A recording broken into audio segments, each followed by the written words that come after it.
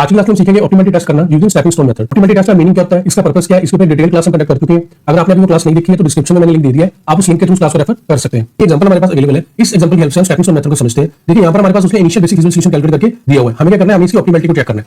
मैंने आपको जिस क्लास में ऑप्टिमैलिटी का मीनिंग और पर्पस समझाया था, वहां पे मैंने आपको बताया था कि ऑप्टिमैलिटी टेस्ट लगाने से पहले हमें ये देखना होता है कि हमारा सॉल्यूशन है वो नॉन डीजेनरेट होना चाहिए। अगर मेरा basic physical solution non degenerate है तभी मैं उसके ऊपर ऑप्टिमैलिटी टेस्ट लगा सकता हूं। और इन केस मेरा इनिशियल बेसिक फिजिकल सॉल्यूशन या basic physical solution non degenerate नहीं है, डीजेनरेसी एग्जिस्ट कर रही है, तो सबसे पहले मुझे उस डीजेनरेसी को रिजॉल्व करना होगा। मतलब मुझे डीजेनरेट सॉल्यूशन को नॉन डीजेनरेट सॉल्यूशन में कन्वर्ट करना होगा, उसके बाद ही मैं ऑप्टिमैलिटी टेस्ट लगा सकता हूं। अब ये डीजेनरेसी क्या होती है, अगर ये एग्जिस्ट कर रही है तो इसे कैसे रिजॉल्व किया जाता है, मींस डीजेनरेट सॉल्यूशन को नॉन डीजेनरेट सॉल्यूशन में कैसे कन्वर्ट किया जाता है, इसके ऊपर भी हम एक क्लास कंडक्ट कर चुके हैं।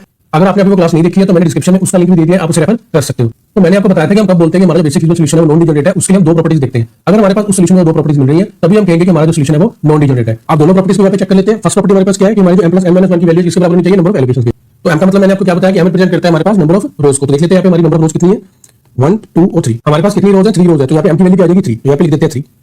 अब n क्या रिप्रेजेंट करता है, n रिप्रेजेंट करता है हमारे पास नंबर ऑफ कॉलम्स को। तो देख लेते हैं हमारे पास नंबर ऑफ कॉलम्स कितने हैं, 1 2 3 एंड 4। हमारे पास 4 कॉलम है, तो यहाँ पे n की वैल्यू क्या आ जाएगी 4। ठीक है, इसको कर देंगे -1। अब क्या देखना है, अब हमें ये देखना है कि हमारे पास नंबर ऑफ एलोकेशन कितनी है। तो देखना हमारे पास नंबर ऑफ एलोकेशन कितनी है, 1 2 3 4 5 और 6। हमारे पास 6 एलोकेशन है, तो यहाँ पे हमारे पास नंबर ऑफ एलोकेशन कितनी आ जाएगी 6। ठीक है, तो जब मैं इसको सोल्व करता हूँ m + n - 1 की वैल्यू को, तो यहाँ पे मेरे पास क्या आ रहा है 6 और हमारी नंबर ऑफ एलोकेशन कितनी है 6। ठीक है, तो फर्स्ट प्रॉपर्टी हमारी ओके है। अब हम अपनी सेकंड प्रॉपर्टी चेक करेंगे। हमारी सेकंड प्रॉपर्टी क्या कहती है कि हमारी जो एलोकेशन है वो काफी होनी चाहिए, इंडिपेंडेंट पोजीशन से होनी चाहिए।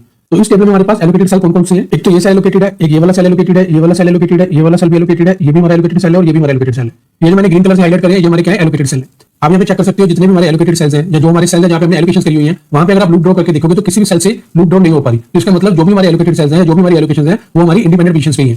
तो इसका मतलब ये हो गया कि हमारी दूसरी प्रॉपर्टी भी ओके है। अब यहाँ पर हमारी दोनों प्रॉपर्टीज ओके है, तो इसका मतलब ये हो गया कि हमारा जो सॉल्यूशन है ये नॉन डीजेनरेट है। तो इसके ऊपर हम ऑप्टिमैलिटी टेस्ट लगा सकते हैं। तो यहाँ पे हम क्या लिख देंगे, यहाँ पे हम ये लिख देंगे कि हमारा जो सॉल्यूशन है ये क्या है, ये नॉन डीजेनरेट है।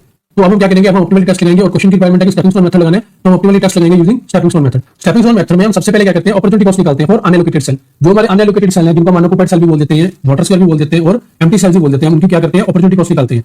तो जो मेरा ट्रांसपोर्टेशन टेबल होता है उसमें देखता हूं कि कौन-कौन से मेरे अनएलोकेटेड सेल हैं। जितने भी मेरे अनएलोकेटेड सेल हैं, हर उस अनएलोकेटेड सेल की मैं क्या करूंगा, अपॉर्चुनिटी कॉस्ट निकालूंगा। और ये जो हम अपॉर्चुनिटी कॉस्ट फाइंड आउट करेंगे, ये जो अपॉर्चुनिटी कॉस्ट की वैल्यूज हमारे पास निकल जाएंगी, इन्हीं वैल्यूज के बेसिस पर हम डिसाइड करेंगे कि हमारा सॉल्यूशन है ऑप्टिमल है या नहीं। अगर मेरे पास मेरे हर अनएलोकेटेड सेल की अपॉर्चुनिटी कॉस्ट ग्रेटर देन और इक्वल टू 0 आती है, फिर हम कहेंगे कि हमारा सॉल्यूशन है ऑप्टिमल है। लेकिन अगर मेरे पास किसी भी अनएलोकेटेड सेल की अपॉर्चुनिटी कॉस्ट नेगेटिव आती है, तो इसका मतलब मेरा सॉल्यूशन है ऑप्टिमल नहीं है। जिस सेल में मेरे पास नेगेटिव अपॉर्चुनिटी कॉस्ट आ रही है, उस सेल में स्कोप ऑफ इंप्रूवमेंट है, यानी कि मुझे उस सेल में क्वांटिटी शिफ्ट करनी पड़ेगी, उस सेल में कुछ क्वांटिटी एलोकेशन करनी पड़ेगी। क्योंकि नेगेटिव वैल्यू ये इंडिकेट करती है कि इस सेल को छोड़ के आपने गलती कर दी। अगर आप इस सेल पे एलोकेशन करते हैं तो आपकी ट्रांसपोर्टेशन कॉस्ट और कम आती है। तो क्योंकि मुझे अपनी ट्रांसपोर्टेशन कॉस्ट मिनिमम ही चाहिए होती है, हमारा objective optimal transportation cost achieve करने का होता है, हम उसी डायरेक्शन में अपनी इंप्रूवमेंट को करके चलते हैं। अब बात आती है सर हम अपॉर्चुनिटी कॉस्ट कैसे फाइंड आउट करते हैं। देखिए मोदी मेथड में तो अपॉर्चुनिटी कॉस्ट फाइंड आउट करने के लिए हमारे पास एक फार्मूला है, हम वहां पे फार्मूला बेस्ड काम करेंगे, हमारे पास अपॉर्चुनिटी कॉस्ट निकल जाएगी। लेकिन स्टेपिंग स्टोन मेथड में हमारे पास कोई फार्मूला नहीं है, हम यहाँ पे अपॉर्चुनिटी कॉस्ट कैसे निकालते हैं, हम अपॉर्चुनिटी कॉस्ट निकालते हैं with the help of loop.